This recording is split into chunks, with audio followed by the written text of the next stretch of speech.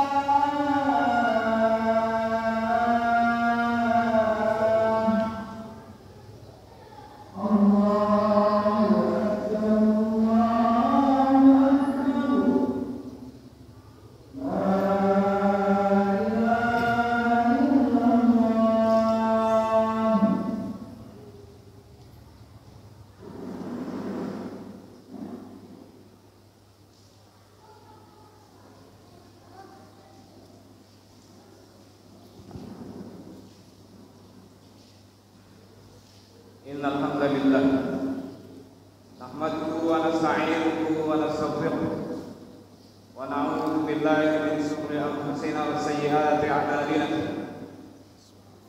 May yahdihillahu fala mudilla lahu wa may yudlil fala hadiya lahu. Wa asyhadu an la ilaha illallah wahdahu la syarika lahu wa asyhadu anna Muhammadan 'abduhu wa rasuluh. Ya ayyuhalladzina amanu taqullaha haqqa tuqatih wa la tamutunna illa wa antum muslimun. Ya ayyuhalladzina amanu taqullaha wa qulu qawlan sadida yuslih lakum a'malakum wa yaghfir lakum dhunubakum. Wa may yuti'illaha wa rasulahu faqad faza fawzan 'azima.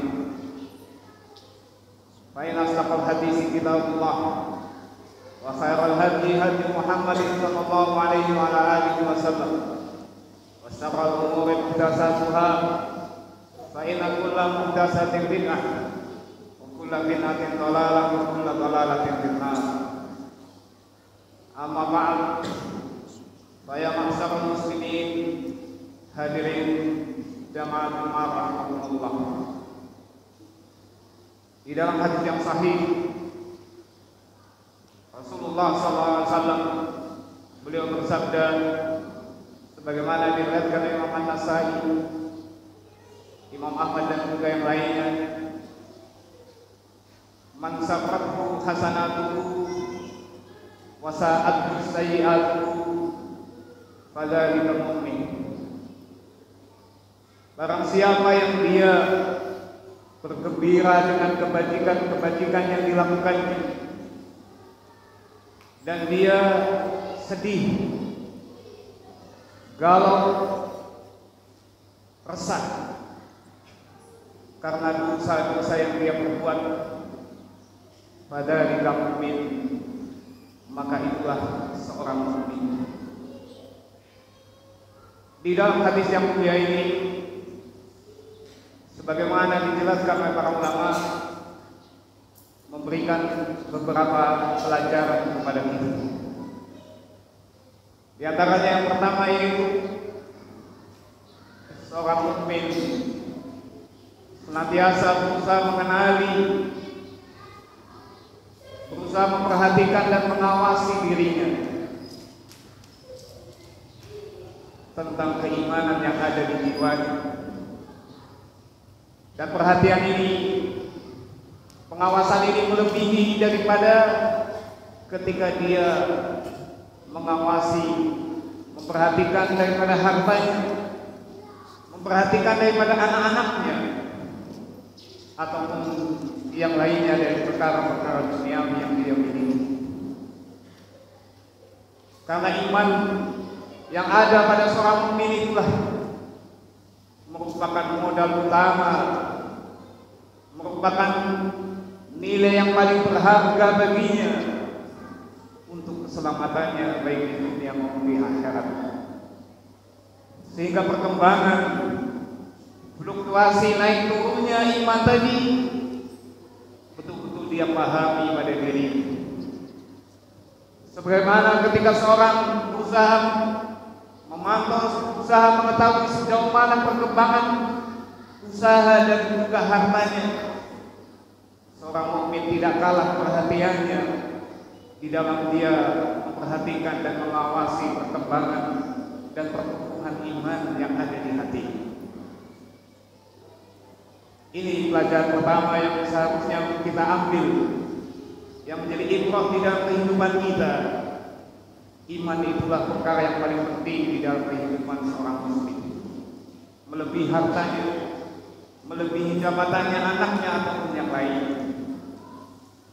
Kemudian yang kedua, bahwasanya seorang muslim, seorang mukmin, dia bergembira dengan ketaatan-ketaatan yang dilakukannya. Sholat 5 waktu yang dia tunaikan, mengajar ataupun belajar,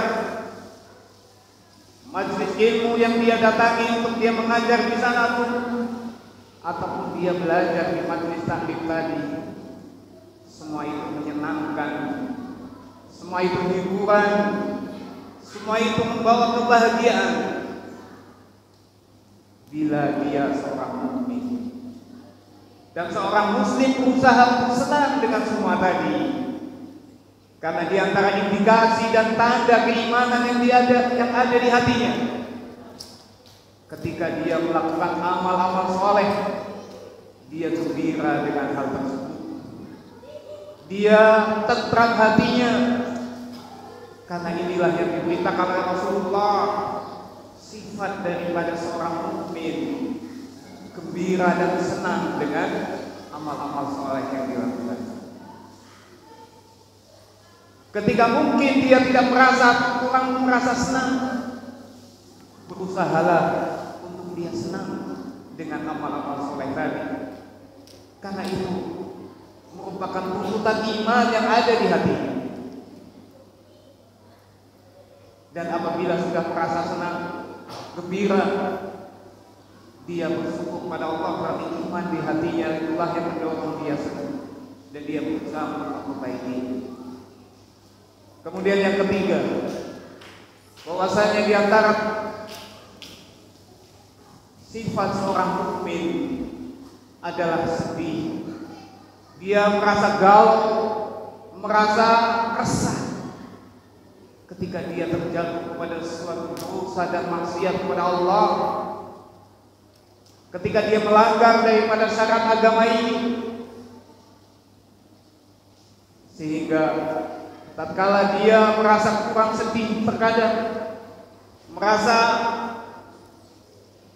bahkan sebagian orang mungkin bangga dengan maksiat dan dosanya, ini sangat-sangat dikhawatirkan tentang keimanannya, sangat-sangat dipertanyakan tentang keimanannya tersebut, karena Rasulullah SAW mensifati dan menjelaskan seorang mukmin itu merasa galau, merasa resah dan sedih ketika dia berbuat dosa dan maksiat kepada Allah Subhanahu wa taala. Sehingga apabila kita terjatuh pada maksiat tadi, berusaha untuk kita merasa sedih, untuk kita merasa resah, ataupun hal-hal yang semisal gundah gulana dan semisal. Kemudian yang keempat, ma'asyiral muslimin, di Di antara pelajaran yang bisa dipetik dari hadis tadi, ketahuilah bahwasanya kunci ketentraman jiwa dan kebahagiaan hati, dan inilah kebahagiaan yang sebenarnya, kebahagiaan hakiki untuk seorang hamba, seorang mukmin berusaha melakukan ketaatan kepada Allah, melakukan amal-amal saleh, dan sebaliknya menjauhi dari apa yang dilarang oleh Allah Subhanahu wa taala. Karena di antara sebab datangnya kebahagiaan tadi, Rasulullah SAW mengkabarkan adalah dengan dia banyak berbuat hasanah. Man sarrathu hasanatuhu, siapa yang dia merasa senang dengan kebahagiaan, dengan kebaikan dan kebajikan yang dilakukan, sehingga sebab kebahagiaan sekali lagi adalah ketika seorang hamba berusaha menunaikan daripada syarat agama ini, berusaha menunaikan perintah Allah dan meninggalkan keharaman-keharaman yang telah Allah haramkan pada kita semua. Aqulu qawli hadza wa astaghfirullah li wa lakum wa lisa'iril muslimin fastaghfiruhu innahu huwal ghafurur rahim.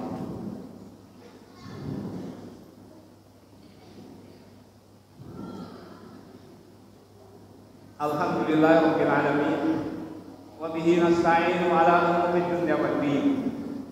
Wassalatu wassalamu ala asyrafil anbiya'i wal mursalin nabiyina wa maulana Muhammadin wa ala alihi wa sahbihi wa man tabi'ahum bi ihsanin ila yaumil din. Ma'asyiral muslimin, jamaah rahimakumullah. Senada dengan hadis tadi, di dalam ayat Al-Quran pun Allah Subhanahu wa taala telah mengisyaratkan, Allah telah mensinyalir tentang hakikat kebahagiaan tersebut, hakikat ketentraman dan ketenangan jiwa yang ada pada seorang hamba. Allah menyatakan, man 'amila shalihan min dzakarin aw unsa falanuhyiyannahu hayatan thayyibah. Man 'amila shalihan, siapa yang beramal amal salih, baik lelaki atau perempuan, sungguh kami akan berikan kepadanya, kami jadikan hidupnya hayatan thayyibah, kehidupan yang baik, kehidupan yang menyenangkan, kehidupan yang bahagia, dan kehidupan yang penuh dengan ketentraman dan keberuntungan. Siapa yang mengamalkan amal salih, kata Allah, baik laki-laki atau perempuan, Allah akan menjamin kepadanya kebahagiaan hidup, kebahagiaan hakiki, ketentraman jiwa, kesenangan hati, dan lain-lainnya. Itu semua ada di tangan Allah Subhanahu wa taala kuncinya. Allah yang membolak-balikan hati-hati hambanya.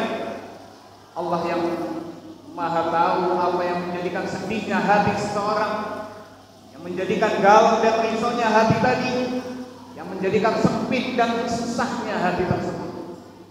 Demikian juga Allah yang tahu apa yang menjadikan hati itu lapang, hati itu tentram, hati itu senang dan bahagia. Karena hati-hati kita di antara jari jemari Allah Subhanahu wa taala. Al-qulub baina asabi'ir rahman yuqallibuha kaifa yasha. Rasulullah SAW menyatakan, hati-hati hamba ini ada di antara jari jemari Allah. Allah lah yang membolak-balikannya sebagaimana yang Dia kehendaki. Karenanya kita kembali kepada Zat yang menciptakan kita, yang tahu hakikat akan diri dan pribadi masing-masing kita, yang mengetahui hakikat jiwa dan hati kita, dan yang mengetahui pula apa yang menjadikan tentram dan senangnya, bahagianya hati tadi, ataupun yang membuat susah dan menjadikan sengsaranya seseorang. Dan di dalam ayat tadi kuncinya itu amal saleh, harta yang diusahakan, pangkat dan jabatan yang tinggi, ataupun yang lain-lainnya dari urusan dunia. Ketahuilah itu tidak memberikan bahagia. Seandainya dia merasa bahagia mungkin sesaat, seandainya dia merasa bahagia itu kebahagiaan yang semu, kebahagiaan yang bukan hakiki, karena Allah Ta'ala yang mencipta, yang menghidupkan dan mematikan kita. Tentunya kita lebih paham akan rahasia-rahasia tentang kita, sehingga tentunya kita berusaha kembali kepada nilai-nilai agama ini untuk kita bisa meraih kebahagiaan hidup, ketenangan dan ketentraman jiwa di dalam kehidupan baik di dunia maupun akhirat. Dan bahkan para ulama menyatakan, Syekhul Islam menjelaskan, seorang yang tidak merasakan kebahagiaan hidup, tidak merasakan surga di dunia, dia tidak akan merasakan surga di akhirat. Seorang yang tidak merasakan kebahagiaan hakiki di dunia dengan hati yang lapang, jiwa yang tentram, dan juga perasaan yang menyenangkan, itulah hakikat kebahagiaan yang disediakan dengan surga dunia. Siapa yang tidak memasuki dan mendapatkan surga dunia, dia tidak akan mendapatkan dan memasuki surga akhirat. Wal'iyadzubillah. Allahumma salli wa sallim ala Muhammad wa ala ali Muhammad kama shallaita ala Ibrahim wa ala ali Ibrahim innaka Hamidum Majid. Allahumma barik ala Muhammad wa ala ali Muhammad kama barakta ala Ibrahim wa ala ali Ibrahim innaka Hamidum Majid. Rabbana zalamna anfusana fa illam taghfir lana wa tarhamna lanakunanna minal khasirin. Rabbana innana sami'na munadiyan yunadi lil imani an aminu bi rabbikum fa amanna. Rabbana faghfir lana dzunubana wa kaffir 'anna sayyi'atina wa tawaffana ma'al abrar. Rabbana ya muqallibal qulub tsabbit qulubana 'ala dinik. Rabbana ya musarrifal qulub sarrif qulubana ila ta'atik. Rabbana ighfir lil mu'minina wal mu'minat wal muslimina wal muslimat al ahya'i minhum wal amwat innaka sami'un qaribun mujibud da'awat. Rabbana ya muqallibal qulub tsabbit qulubana 'ala dinik. Rabbana atina